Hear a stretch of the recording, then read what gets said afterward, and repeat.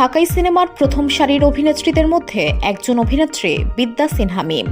জনপ্রিয় এই নায়িকা 2007 সালে লাক্স চ্যানেল আই সুপারস্টার প্রতিযোগিতায় বিজয়ী হয়ে শোবিজে পা রাখেন। এরপর আর পেছনে ফিরে তাকাতে হয়নি তাকে। একের পর এক সিনেমা, ওয়েব সিরিজ, টেলিফিল্ম, বিজ্ঞাপনে কাজ করে গেছেন অনায়াসেই। তবে দীর্ঘ 18 বছরের ক্যারিয়ারে বর্তমানে কিছুটা যেন ভাটা পড়েছে তার। বেশ কিছুদিন ধরে দেখা যায় না তেমন কোনো কাজে। তবে গ্ল্যামার্স দুনিয়ায় উত্তাপ ছড়াতে মিমের জুড়ি নেই। তার আকর্ষণীয় রূপ, ফিগার বরাবরই ঝড় তোলে ভক্তদের হৃদয়। এছাড়া সামাজিক যোগাযোগ মাধ্যমেও বেশ সরব এই নায়িকা। প্রতি মুহূর্তে নিজের বিভিন্ন ছবি, ভিডিও ভক্তদের সঙ্গে শেয়ার করেন তিনি। এবার যেন সেই উত্তাপে নতুন মাত্রা যুক্ত করলেন এই অভিনেত্রী। সম্প্রতি সাদা টপসে খোলামেলা রূপে দেখা মিলল মিমের। শনিবার সন্ধ্যায় নিজের ফেসবুক অ্যাকাউন্টে 16টি ছবি প্রকাশ করেছেন তিনি, যেখানে খোলা চুলের সঙ্গে হালকা মেকআপ। মিমের প্রতিটি ছবিতে অভিনেত্রীকে যেন নতুনভাবে আবিষ্কার করেছেন ভক্তরা।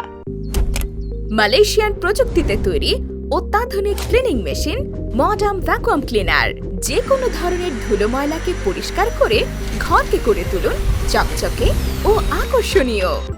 Modem, brand of luxury. নেটিজেনদের অনেকেই করেছেন নানা রকম মন্তব্য। কারো মন্তব্য, আপনি এত সুন্দর কেন? কেউ লিখেছেন ঢালিউডের বর্তমান সময়ের সেরা অভিনেত্রী। কেউ আবার তার সাহসী পোশাকের প্রশংসায় মেতেছেন। প্রশংসার পাশাপাশি অনেকে করেছেন নেতিবাচক কমেন্টও। সালমান নামে একজন লিখেছেন, যুব সমাজটা এদের কারণেই ধ্বংস হবে। লিওন লিখেছেন, এমন ছবি দিয়ে কি বোঝাতে যাচ্ছেন?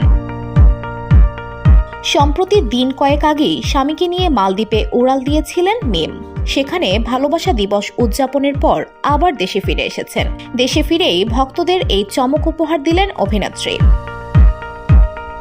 প্রসঙ্গত 2007 সালে লাক্স চ্যানেল আই সুপারস্টার প্রতিযোগিতায় বিজয়ী হয়ে বিনোদন জগতে প্রবেশ করেন বিদ্যা Sinha Mim.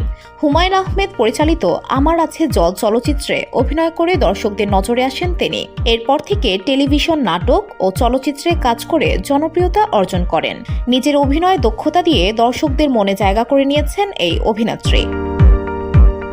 VOD Bangla news desk.